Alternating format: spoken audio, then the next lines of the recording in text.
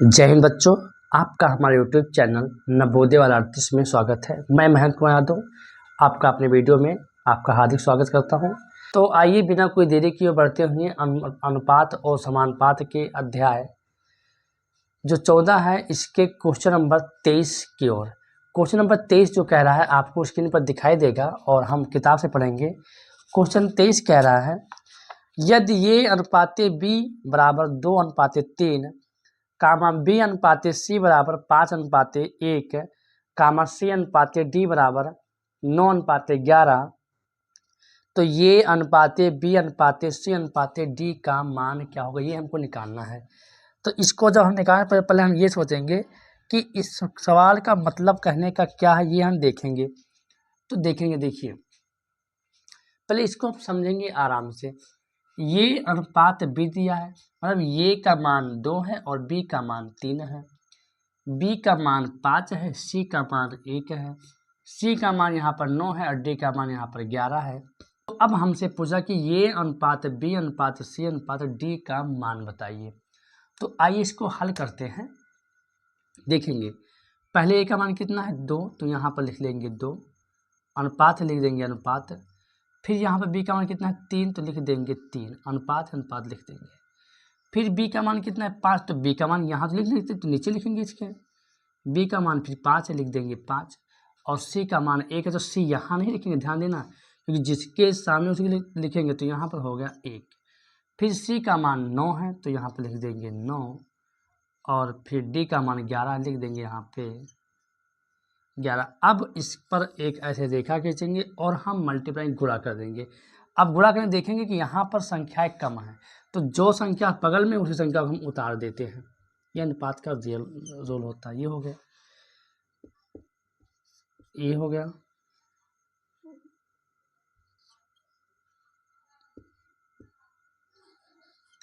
ये हो गया, ये 5 हो गया, ये 9 हो गया। अब गुणा करेंगे 11 क्यों 11, 11 3 33, 33 अनुपात 9 क्यों 9, 9 3 27, 27 अनुपात 5 15, 15 9 या 135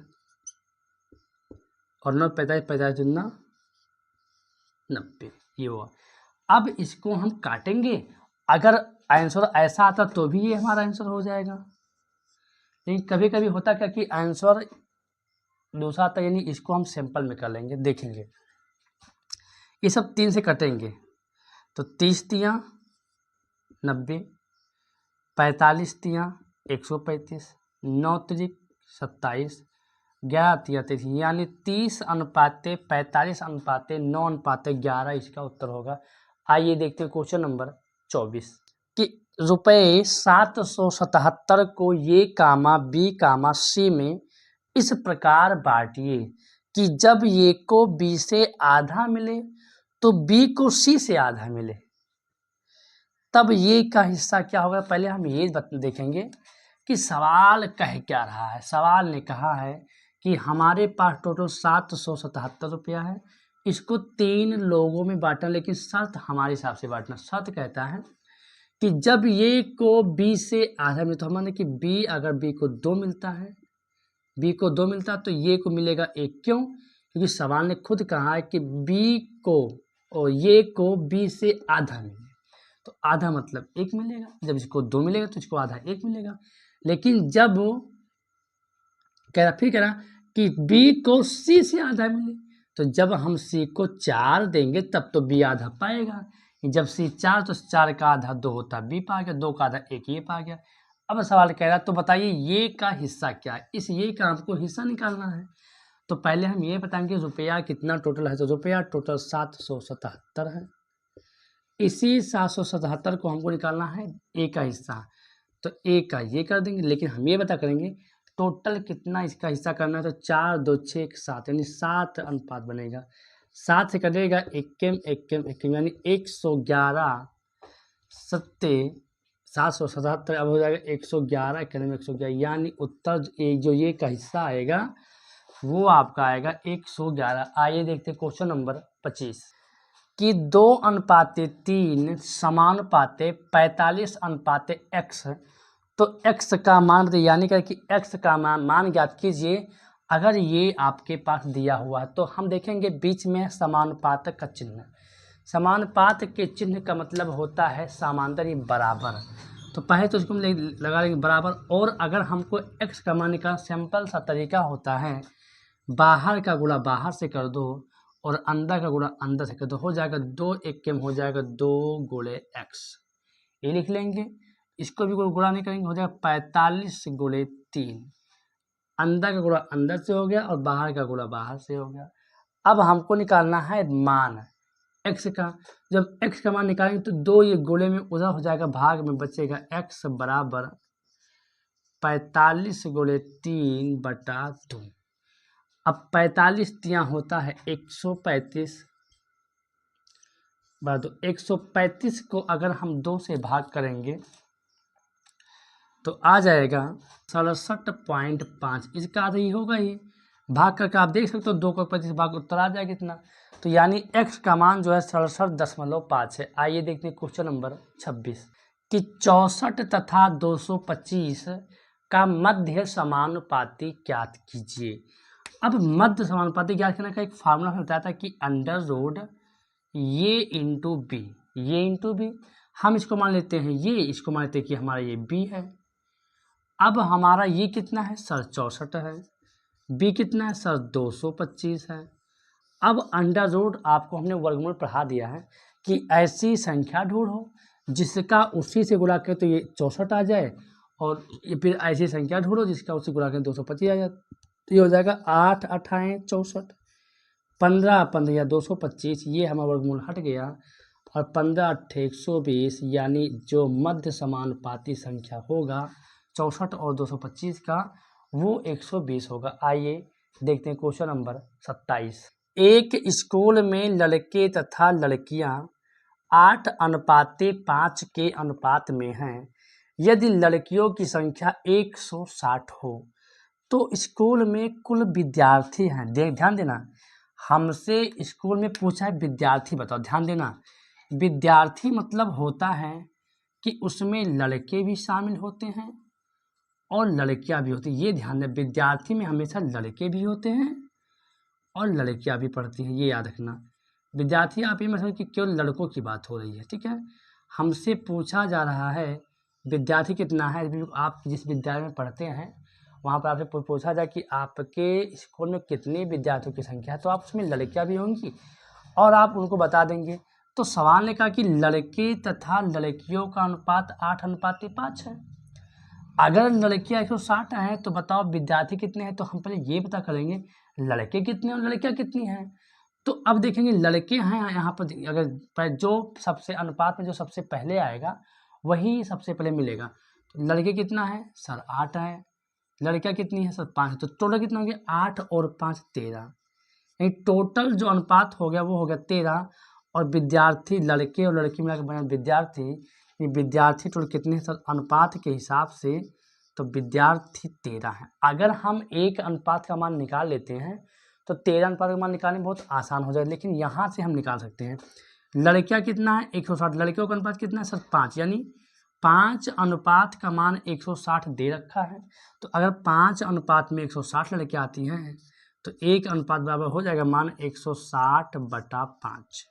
5 1 5, 5 ये 15, 5 2 32, यानी एक अनुपात का मान जो है 32। अगर एक अनुपात का मान 32 है, हमसे पूछा विद्यार्थी कितना है, तो विद्यार्थी हमारे पास हो गए 13। तो 32 गुणे हम 13 कर देंगे तो हो जाएगा 13 दूना 26 के 6 हासिल आए 4, और 13 3 39, और 39 और 13 दूना 26 के 6 हासिल आए 2, 13 3 39 और 2 41, यानी 416। यानी उस स्कूल में टोटल विद्यार्थी 416 होंगे। बहुत ही आसान तरीके से आपका आंसर आ गया।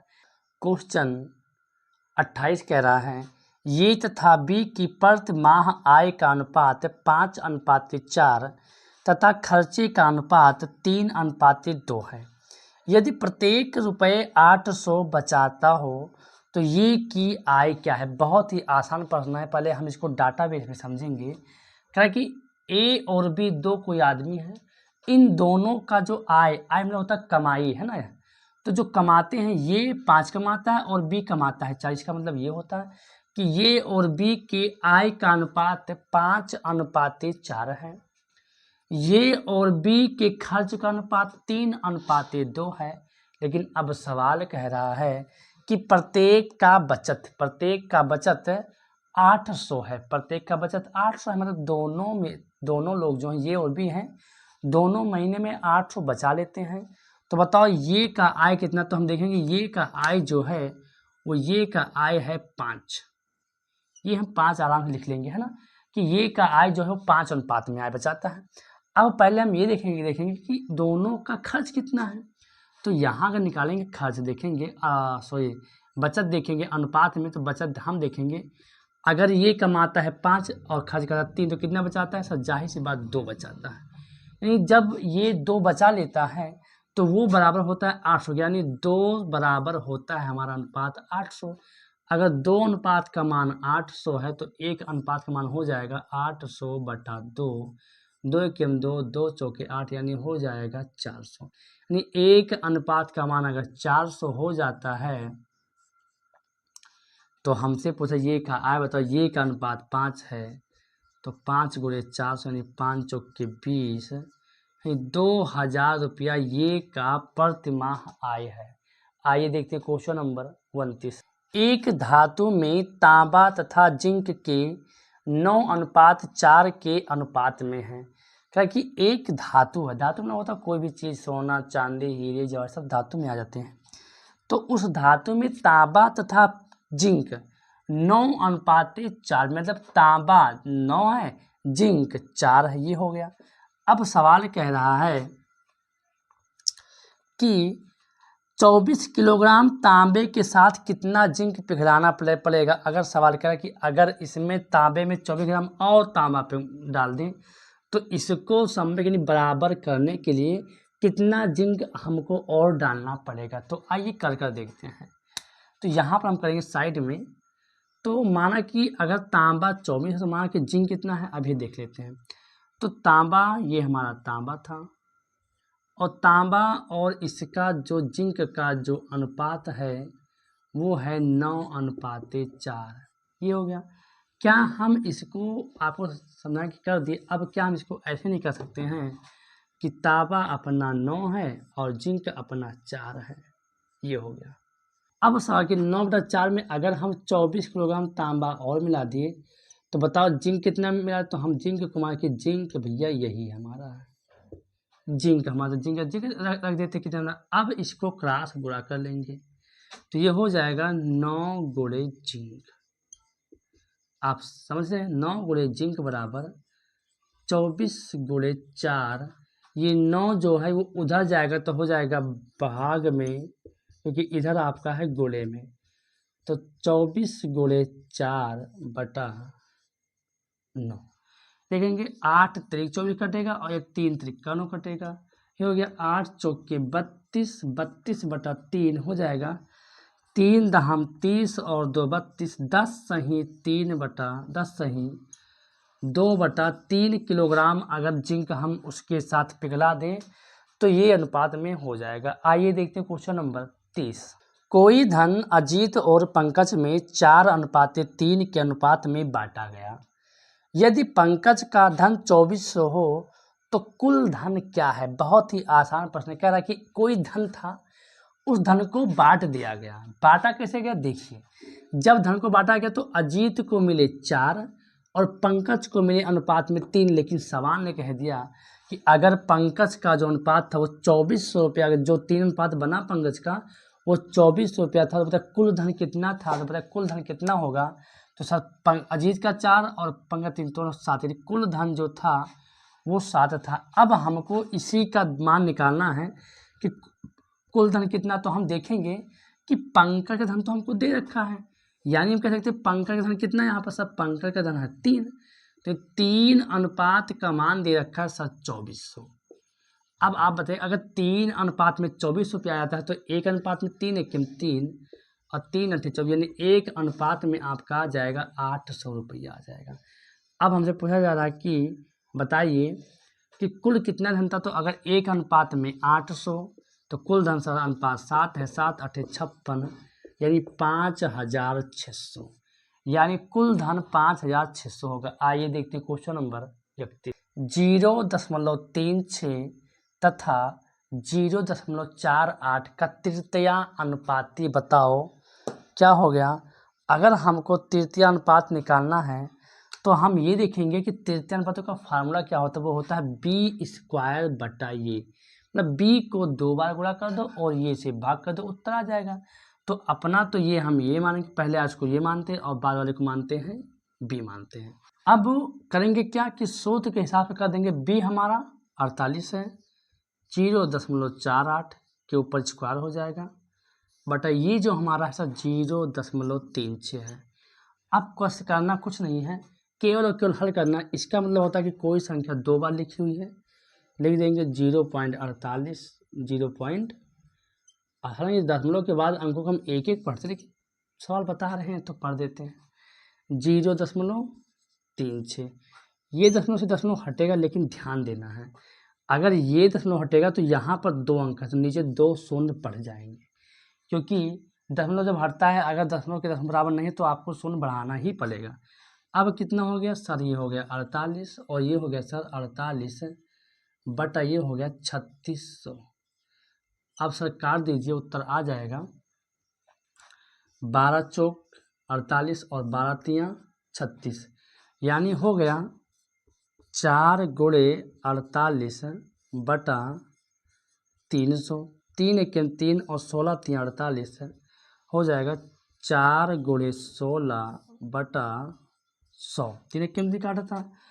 अब 16 चौक का हो जाएगा भाई साहब 64, ये 2 शून्य नीचे है तो 1 1 2 शून्य, यानी उत्तर हो जाएगा 0.64। आइए देखते हैं क्वेश्चन नंबर 32। ये अनुपाती b अगर 2:3 माना गया है तथा b अनुपाती c को अगर 4:5 माना गया है तो c अनुपाती ये का मान क्या होगा, हमको ये बताइए। अब इस प्रश्न में थोड़ा सा ये ध्यान देना है कि इसने उल्टा पूछ लिया, c अनुपाती ये पूछ लिया, तो हमको कुछ घबराना नहीं है, हम अपना काम वही करेंगे। ये लिख लेंगे ये अनुपाती b अनुपाती c, अपना काम वैसा ही रहेगा जैसा पहले लगाते थे। ये का मान कितना है सर, ये का मान 2 है, लिख लेंगे 2। बी का मान कितना है सर, बी का मान 3, लिख देंगे 3। यहाँ पर बी का मान 4 है तो बी का मान लिख लेंगे 4 और सी का मान यहाँ पर 5 है, लिख लेंगे 5। यहाँ कुछ नहीं तो पहले की बात है, सामने वाला अंक लिखेंगे 3, यहाँ लिखेंगे 4 और गुणा कर देंगे 5 तियाँ 15, 4 तियाँ 12 और 4 दूनी 8, ये हो गया। अब हमसे पूछा है कि हमें सी अनुपाती ये बताओ, तो बताए सी कितना है सर, सी तो अपना 15 है, लिख देंगे 15। ये कितना सर 8 है। ऐसे जैसे पर जैसे अनुपात में एक बात याद रखना कि जिसको पहले पूछा उसको पहले ही रखेंगे। आइए देखते हैं क्वेश्चन नंबर 33। ये बटा 3 बराबर b बटा 4 बराबर c बटा 7 बराबर ये प्लस b प्लस c बटा c हो तो बताइए कि इसका मान कितना होगा। हमको इसका मान निकालना है तो पहले हम ये देखेंगे, जितने बराबर सबको ऐसे भी आप मान सकते हो। लिखा ये बटा 3 बराबर छोड़ दो, b बटा 4 बराबर छोड़ दो, c बटा 7 बराबर छोड़ दो। हमको जो मान निकालना है वो मान निकालना है कि ये प्लस b प्लस c बटा c का निकालना। देखिए ये है जो 3 ये भाग में है, अगर उधर जाएगा तो हो जाएगा क्या हो जाएगा, तो ये जब हो जाएगा तो ये हो जाएगा ये बराबर ये 3 भाग में क्या हो जाएगा गुणे में, यानी 3 हो जाएगा। ये 4 उधर जाएगा तो हम सिंपल यही समझा देते हैं, थोड़ा अच्छा लगेगा आपको। देखिए जब ये बटा 3 है, अगर बताइए ये जब 3 भाग में बराबर है तो उधर हो जाएगा 3 हो जाएगा, यानी ये जो 3 है वो यहाँ पहुँच जाएगा। ये b बटा 4 तो जो भाग में जाएगा हो जाएगा गुणे में हो जाएगा, ये भाग में हो जाएगा कहाँ गुणे में हो जाएगा, तो यहाँ पर 7 हो गया, यहाँ पर 4 हो गया। अब यही बताओ कि ये का मान 3 है, b का मान 4 है, c का मान 7 है, चाहे आप ऐसे मान लीजिए, कोई दिक्कत होने वाला नहीं है। अब ये 3 कहाँ गया सर, ये 3 वहीं गया, हमने इस 3 को खोते नहीं है। ये का मान कितना आ गया सर 3 आ गया, b का कितना सर 4 आ गया, c का कितना सर 7 आ गया, फिर सी का कितना 7 आ गया, 7 3 10, 7 3 10 4 14, 14/7, 7 के 7, 7 दूनी 14, उत्तर जो अपना आया वो आ गया 2। आइए देखते हैं क्वेश्चन नंबर 34। ये अनुपाते b बराबर 5:7 कामा b अनुपाते c बराबर 6:11, तो ये अनुपात b अनुपात c का मान बताओ। इस प्रकार के सवाल हम कई आपको बता चुके हैं, फिर भी आइए बताते हैं। अब हम सब जानते हैं कि इसका मतलब ये का मतलब 5, b का मतलब 7, b का मतलब 6 और c का मतलब 11 होता है। यहाँ पर ये का मतलब है 5, लिख देंगे 5, b का मतलब है 7, लिख देंगे 7, फिर यहाँ पर b का मतलब 6 आ तो यहाँ लिख देंगे 6 और c का मतलब आ गया 11, तो हो जाएगा यहाँ पर 11। अब यहाँ पर कर देंगे, यहाँ पर अनुपात हो जाएगा 7, यहाँ पर 6 तो हो जाएगा 6। देखें 11 सत्ते 77, 6 सत्ते 42, 6 पंचे 30। अब एक बात याद रख दो, जिसके सामने कुछ नहीं होता तो जो अंक सामने होता है उसी को हम बढ़ा देते हैं। 30:42:43 इसका उत्तर आएगा। आइए देखते हैं क्वेश्चन नंबर 35। 76 को 7:5:3:4 के अनुपात में विभक्त करने पर सबसे छोटा भाग क्या है। मतलब इन सबको हमको विभक्त करना है 7 के अनुपात में, 5 के अनुपात में, 3 के अनुपात में, 4 के अनुपात में, लेकिन हमको बताना सिर्फ उसी को है जो सबसे छोटा हो। तो सबसे छोटा हमको वो निकालने के लिए देखेंगे कि सबसे छोटा है कौन। लेकिन सबसे छोटा यहाँ पर है 3, अनुपात सबसे छोटा 3 है, हमको इसी का मान निकालना है। तो पहले हम ये सोचेंगे कि कुल कितना रुपया है। सर रुपया टोटल जो 76 है। अब इस 76 को हमको मान निकालना है 3 का। अब ये देखेंगे कितना टोटल मान, इसका कितना भाग बटा हुआ है। 7 3 10 5 15 और 4 19, 19 के 19, 19 चौके 76 और 4 तिहाई 12, यानी सबसे छोटा जो हिस्सा बनेगा 76 का वो 12 बनेगा। तो बच्चों बहुत ही आसानी से आपका ये अभ्यास प्रश्नावली अनुपात और समानुपात का खत्म हो गया। आशा करते हैं कि आप सबको समझ में आया होगा। अगर आपको वीडियो अच्छा लगा हो और आपको कुछ इस वीडियो से सीख मिला हो तो वीडियो को लाइक कर दें और शेयर कर दें, और उन ज़रूरतमंद बच्चों के पास अवश्य शेयर करिए जिसको नवोदय विद्यालय की तैयारी करना है लेकिन वहाँ पर उसके पास सुविधा नहीं है, वो दूर से हैं, गांव से हैं। और एक बात मैं अंत में और कहना चाहूँगा कि अगर आप हमारा कुछ सपोर्ट करना चाहते हैं तो जितने भी आपके व्हाट्सएप ग्रुप हैं उस पर भी वीडियो को शेयर कर दीजिए और रिक्वेस्ट कर दीजिए कि इस वीडियो को लाइक और शेयर कर दें और सब्सक्राइब करना ना भूलें। तो बच्चों फिर मिलते हैं आपको अगले वीडियो में, तब तक के लिए जय हिंद।